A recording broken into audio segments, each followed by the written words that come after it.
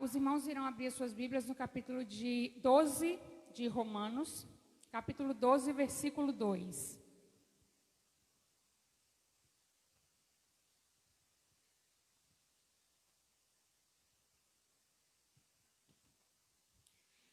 Nosso tema, Amor que gera vida.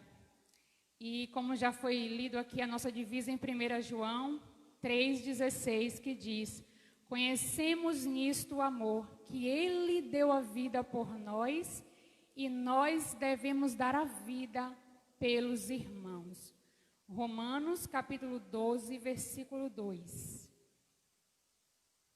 Diz assim: e não sedes conformados com este mundo, mas transformados pela renovação do vosso entendimento, para que experimenteis qual seja a boa, agradável e perfeita vontade de Deus.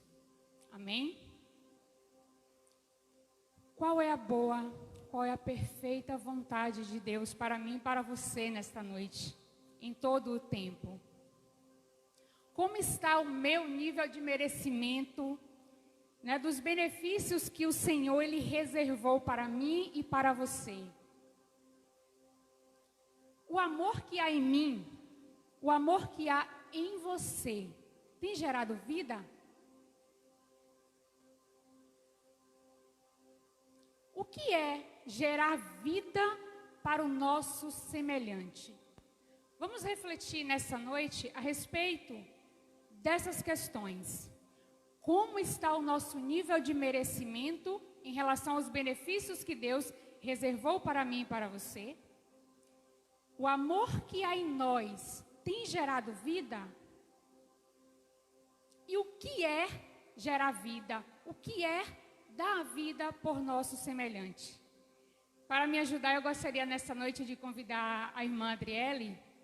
E eu quero mostrar 2 exemplos de pessoas. Uma pessoa entusiasmada e uma pessoa cabisbaixa. Como será essa leitura de mundo que as pessoas fazem com relação a esses 2 tipos de pessoas? Pessoas entusiasmadas e cabisbaixas. Adriele, eu gostaria que você demonstrasse, tire a máscara só um minutinho. E você vai demonstrar de frente como seria uma pessoa cabisbaixa.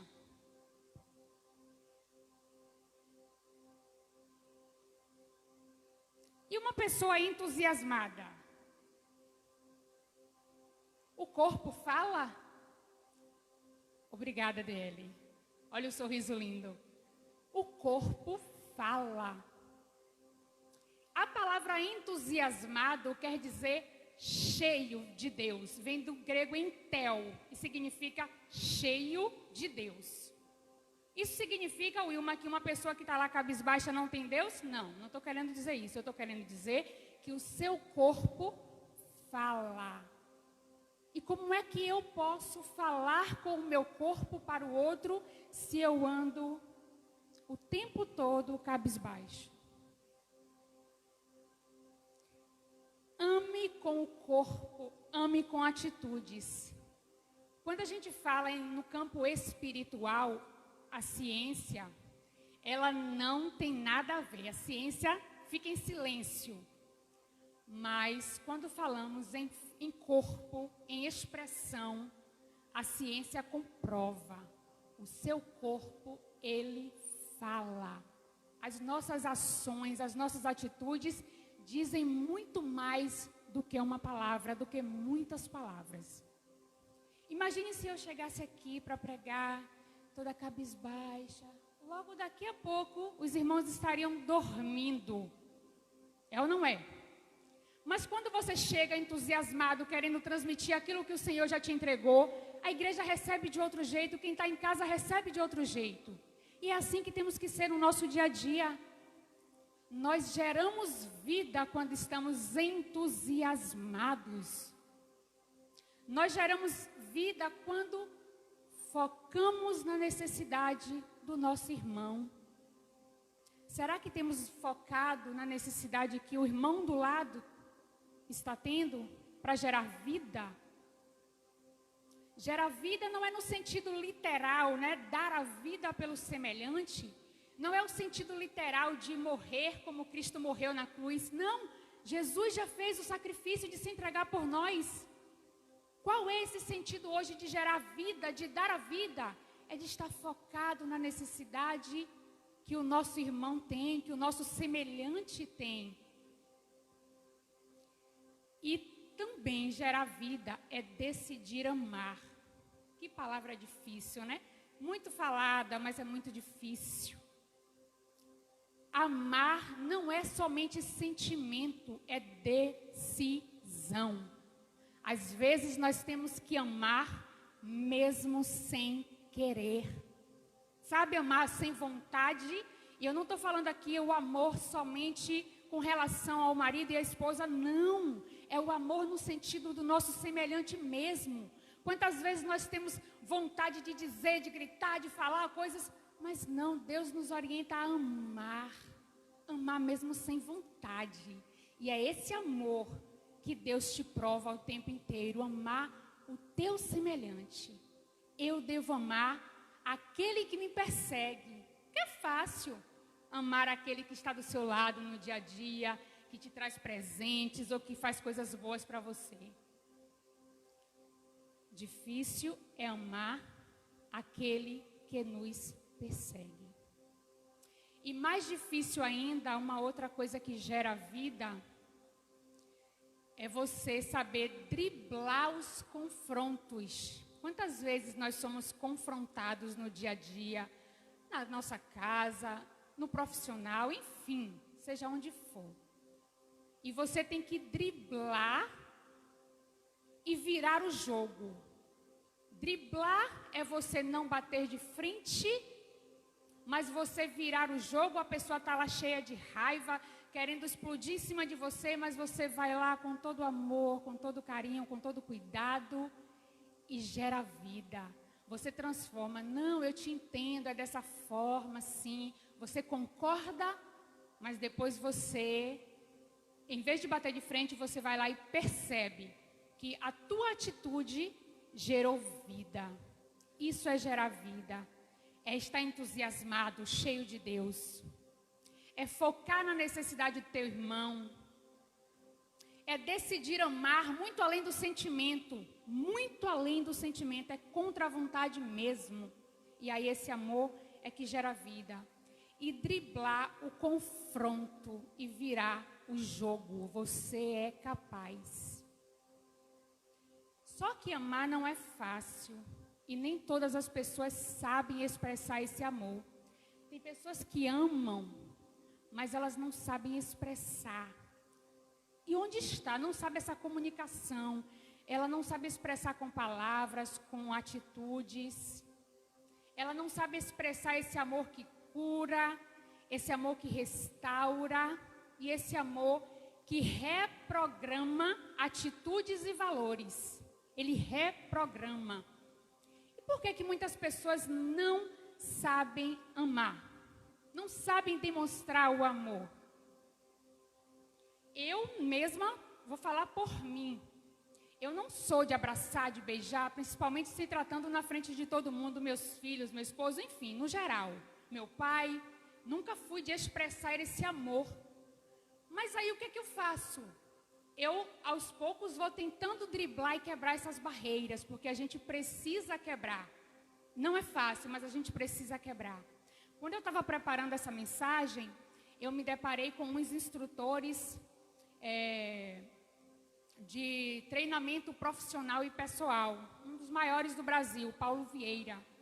E o que me chamou a atenção nele é que, embora ele faça treinamento de pessoas com o coach profissional, ele o tempo todo se refere ao maior instrutor que nós temos, que é Jesus Cristo. E venham agora para essa questão do porquê não sabemos expressar o amor. Muitas vezes, irmãos, é uma experiência traumática que vivemos lá na infância. e que nós não sabemos, mas estão armazenados, está guardado na nossa memória. E aí você diz, não, mas não lembro, tem tanto tempo. Hoje eu não lembro, mas está lá guardado na sua caixinha de ferramentas, na sua memória. Fica guardada essas experiências traumáticas. E é por isso que nós precisamos fazer o quê? A reprogramação do cérebro. Quando o seu celular dá problema, trava, né? Esses dias, então, que a gente usa celular para tudo. É reunião aqui, é reunião ali, a gente não sabe de qual reunião participa. E aí o celular, de repente, trava. Você percebe que já está cheia a memória, enfim. O que é que nós fazemos com o celular? Primeira atitude, vai esvaziando, tirando aquilo que você pode tirar. Depois, se não resolve, você faz uma restauração de fábrica. Essa restauração de fábrica, né, vai limpar, vai te dar o celular novamente do jeito que você comprou, no sentido de memória. E a nossa vida é assim. Muitas vezes nós precisamos passar por uma reprogramação para entender, né, o porquê de muitas coisas que acontecem em nossos dias, nas nossas atitudes. Deus, Ele te fez completo. Ele não te fez incompleto. Deus, Ele te fez completo e perfeito. Por isso que existem momentos que você vai precisar reprogramar. Que eu vou precisar reprogramar. Eu preciso buscar dentro de mim. Suzy já falou aqui no início, do dentro para fora. Eu preciso buscar dentro de mim onde está o erro, onde está a ausência desse amor. A palavra diz, a gente leu, não sedes conformados com este mundo. Não se conformar, mas sedes transformados. E como é que adolescente, como é que jovem, como é que o adulto, o idoso se transforma? Se reprogramando e buscando de Deus. Buscar dentro de mim aquilo que às vezes eu estou buscando fora, buscando no outro. O problema está no outro. Sempre é assim. O problema que nós enxergamos no outro, muitas vezes está dentro de nós mesmos. Nós precisamos, irmãos, o tempo inteiro estar tendo essa observação de que aquilo que eu enxergo no outro, às vezes está em mim. E eu não percebo, eu não abro os meus olhos para isso. Aquilo que nós ouvimos desde a nossa infância, geram experiências traumáticas. E essa experiência traumática, ela vai ficar guardada, aquilo que você ouviu, aquilo que você sentiu, aquilo que você viu, ele fica guardado na sua memória, gera sentimento, e esse sentimento vai fazer parte da sua identidade. Quem eu sou hoje? O quem você é hoje é fruto dessa identidade que você começou a construir lá na sua infância, junto com seus pais. Às vezes, esse conjunto, né, que nós guardamos nessa nossa memória, traz efeitos tão negativos para o nosso presente, que nós não nos sentimos merecedores de alguma coisa. Duvidamos da nossa capacidade. E aí eu volto para a pergunta inicial. Como está o seu nível de merecimento? Não é que você não mereça. Deus te fez perfeito e você merece tudo. Mas às vezes a nossa crença de identidade que foi formada, que a gente arrastou desde a infância até a fase adulta, faz com que nós mesmos não nos sintamos merecedores. E somos nós que guardamos esse sentimento e dizemos, não, eu não mereço. Isso era para fulano. E aí você está perto da bênção e volta, retrocede. Está perto da bênção e retrocede. Aquele lugar que a irmã está ali na frente, levando a palavra do Senhor, não é para mim não. É, meu irmão, é para você também. Deus, Ele te deu o dom e você tem que aprender a usar. É lógico que nós não vamos fazer as coisas de forma relaxada. Estar aqui é grande responsabilidade. Eu digo que muita gente não gosta de estar aqui porque é muita responsabilidade. A primeira coisa que acontece é o confronto. Nós somos confrontados à medida que pegamos a Bíblia, que abrimos para preparar a mensagem. Porque a primeira pessoa que Deus fala é com você. A primeira pessoa que Deus confronta é você. E aí muita gente não vem aqui por isso, porque vai ser confrontado. E aí você precisa mudar para estar aqui. Ou então você vem fazer a obra de forma relaxadamente, enganando ao mundo, mas não enganando a Deus. E é por isso que o púlpito é lugar de restauração, de geração de vida também. Essas crenças fazem duvidarmos da nossa capacidade e, consequentemente, prejudica o nosso pensamento em relação ao nível de merecimento. Você não se sente merecedor. E quando é que isso é gerado? Enquanto criança, os nossos pais, às vezes nós mesmos hoje, enquanto pais, colocamos na nossa criança o sentimento de culpa. A criança não quer comer, eu já ouvi isso alguém falando uma certa feita. Aí a gente diz, olha, tanta gente passando fome e você não quer comer. Mas você não procura entender por que a criança não quer comer. Aí já começa um sentimento de culpa e a criança vai armazenando aquilo. Depois vem a crítica, aí você começa a criticar a criança e ela vai guardando aquilo na memória. Depois ela não quer comer, não, pega o cinto. E aí amedronta, você vai comer. Ou você vai comer ou você vai apanhar. E aí vem o medo e a criança vai guardando aquilo. Quando o medo não resolveu, olha só, a culpa não resolveu, a crítica não resolveu, o sentimento como é o nome, meu Deus?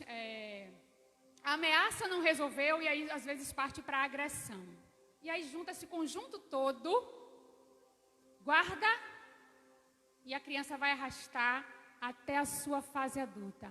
E aí ela cresceu uma criança cheia de culpa, cheia de crítica, cheia de medo, agressiva porque você também agrediu. A criança riscou a parede, você vai lá e bate. Você não chama para limpar junto com você. É esse adulto que nós estamos formando desde a infância. E quando chega a fase adulta, ele não consegue gerar vida, ele não consegue ser uma criança entusiasmada, feliz, um adulto entusiasmado, feliz. E às vezes nós culpamos, sem entender qual foi a história daquela criança, ou melhor, daquele adulto enquanto ele era criança. Qual foi a história daquele adolescente enquanto ele era criança? Esse menino faz tudo errado. E aí quando ele cresce, ele vai ter sempre medo. Porque ele ouviu enquanto ele era criança que ele fazia tudo errado. Quando ele cresce, ele vai ter medo de encarar a vida, de fazer alguma coisa, seja na vida sentimental, no profissional principalmente, ele vai ter medo de encarar, porque a vida toda ele ouviu que ele não sabia fazer nada, que ele fazia tudo errado. Mas Deus, ele diz, não vos conformeis. Os adolescentes mesmo, quantas vezes, é uma fase bem difícil. Você encontra adolescentes que são cabisbaixos, e aí você vai para o grupo deles e pergunta, por que fulano é assim? Ah, não, ele é assim porque ele quer, ele que não se entrosa. Mas será que você, enquanto amigo dele, já procurou saber por que ele é assim? O que foi que aconteceu para que ele estivesse assim? Você tem gerado vida, tem chegado até ele, tem observado as necessidades dele para gerar essa vida? Deus, ele te diz, não vos conformeis, transformai-vos. Gente, toda essa programação mental que a gente carrega desde a infância precisa ser destruída. Nós não vamos aqui culpar os nossos pais, de jeito nenhum. Mas agora, porque eles não conheciam, Tudo é fruto de uma cultura, de uma geração. Mas eu, o Ilma, se eu fizer isso ou continuar fazendo com os meus filhos, eu vou ter consciência lá na frente que eu tenho culpa. Se ele não conseguir gerar vida, se não conseguir ter um sucesso pessoal, profissional, porque eu não estou preparando agora já conhecendo isso. Superação, essa é a palavra. Transformai-vos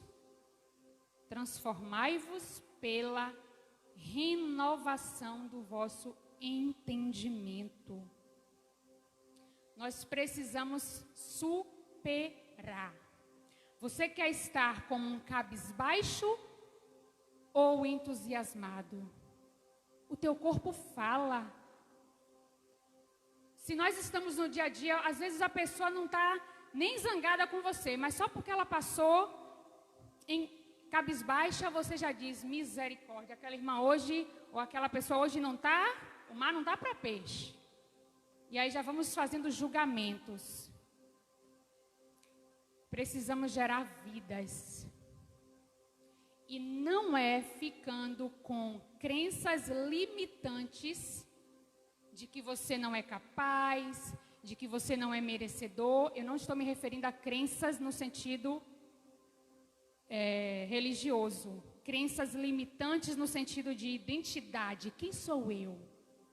Enquanto você se limitar na sua capacidade, o que eu sou capaz, mês da juventude, do que vocês, do que eu, do que nós somos capazes. Enquanto nós estivermos limitados com essas crenças que nós arrastamos desde a nossa infância, nós vamos sempre encontrar-nos no estado de pessoas não merecedoras. Mas Deus te deu tudo de presente, tudo perfeito.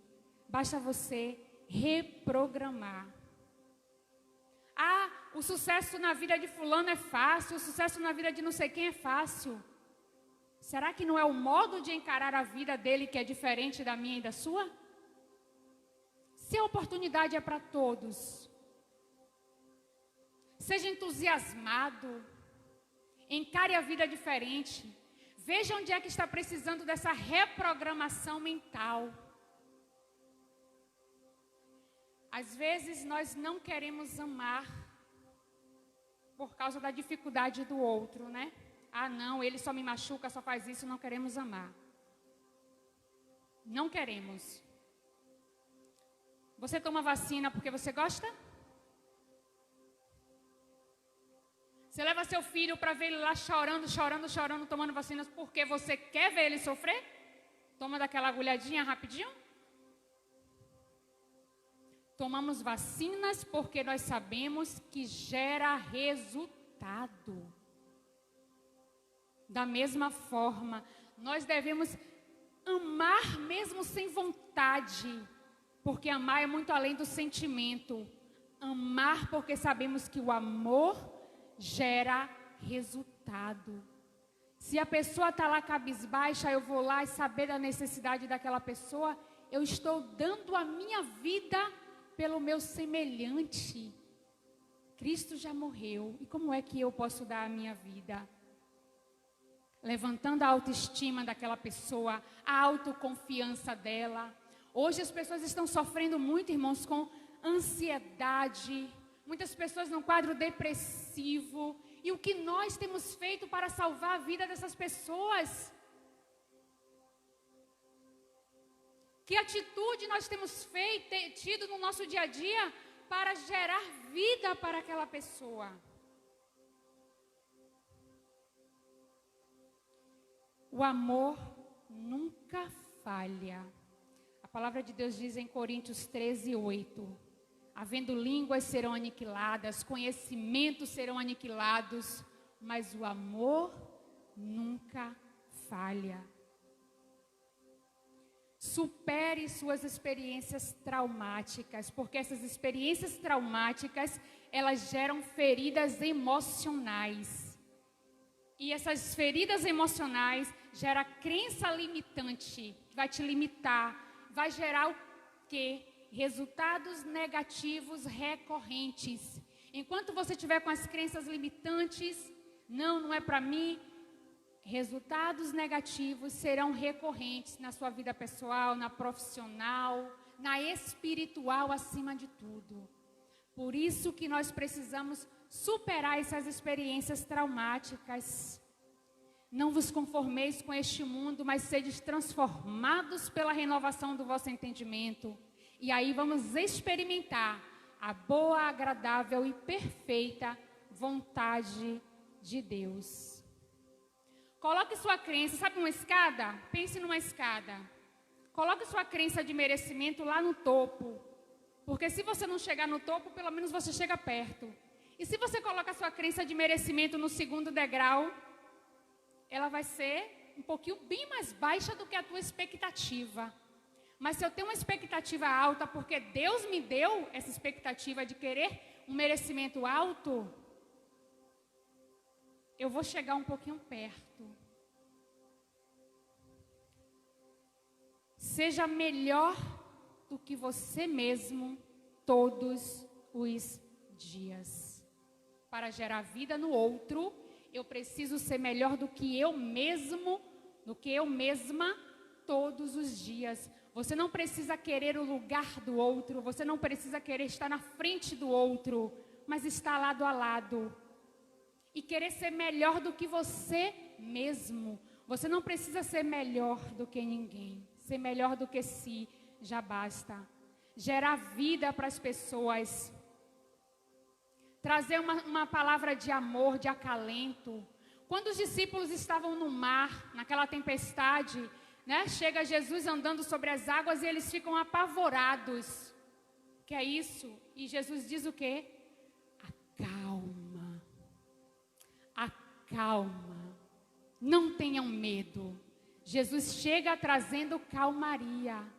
E eu, você, nós podemos chegar nessa sociedade que está tão necessitada e levar essa calmaria, essa necessidade que cada um precisa. Dar a vida, o que é dar a vida? É contribuir para essa autoestima, para que a pessoa tenha autonomia. É contribuir para o desenvolvimento espiritual da pessoa. Ela está caída, eu vou tentar, vou ajudar a levantar. É transmitir confiança, fazer com que ela desenvolva essa confiança, essa segurança. E foi o que Jesus trouxe para aqueles discípulos naquele momento. Segurança. E por outro lado, irmãos, se nós não abrirmos os nossos olhos, estaremos sendo negligentes. E a negligência é a ausência do amor. Eu quero deixar essa pergunta nessa noite para a igreja, para você que está em casa. Quais têm sido as crenças limitantes com relação ao seu eu, né, a sua identidade, a sua capacidade e ao seu merecimento que precisam ser reprogramados? Nós temos aqui uma maleta de hormônios que serve para curar traumas e vícios. Quais são os seus traumas e vícios que precisam ser superados? Não busque em lugar nenhum, não. Busque dentro de você. Está aqui, ó. Deus fez essa máquina perfeita. Busque dentro de você. Jesus, ele curava milagrosamente. E nós, como podemos curar hoje? Não é por meio de milagres, né? Mas usamos os milagres de Jesus. Mas podemos curar através das nossas atitudes, das nossas orações. Grave uma coisa. Eu ouvi isso de Paulo Vieira, esse coach, né, um instrutor. E confirmei aqui, em Romanos 12, 2. Minha comunicação, vou lembrar do exemplo de Adriele no início, cabisbaixa e depois entusiasmada. Minha comunicação determina meus pensamentos. Minha comunicação determina meus pensamentos. O meu pensamento vai determinar os meus sentimentos. E automaticamente vai interferir na minha percepção sobre o mundo e sobre as pessoas. Minha comunicação, corporal ou verbal, determina meus pensamentos. Os meus pensamentos determinam os meus sentimentos e a minha percepção sobre o mundo e sobre as pessoas. Portanto, para amar o outro, eu preciso primeiro amar a mim mesmo. se você não se ama, se você é uma pessoa que só anda cabisbaixa, você vai transmitir entel cheio de Deus, entusiasmo para as pessoas? Não vai. Você já imaginou se a banda chegasse aqui para tocar na frente, sabe, com aquele ritmo de... Não transmite. Nós precisamos demonstrar esse entusiasmo, estar sempre cheio de Deus, para conseguir entusiasmar outras pessoas e para conseguir gerar vida. Agora, irmãos, isso tudo é muito fácil falar, né? Mas viver é o mais complicado.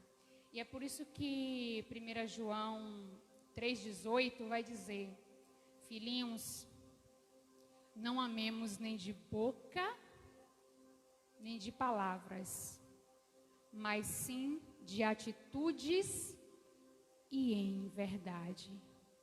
E para encerrar, eu quero lembrar você o Sermão da Montanha, em que numa das partes Jesus diz: vós sois a luz do mundo, vós sois o sal da terra.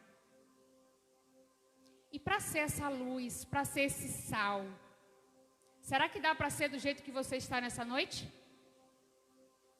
Dá para ser do jeito que eu estou, Ilma, nessa noite? Reprograme a si mesmo. Porque reprogramando a si mesmo, você vai contribuir para reprogramar o outro. E não sedes conformados com este mundo, mas transformai-vos pela renovação do vosso entendimento. E aí experimentaremos qual é a boa, perfeita e agradável vontade de Deus. Amém, igreja? Eu agradeço a oportunidade à juventude em nome de Jesus e peço que estejam orando pela minha vida.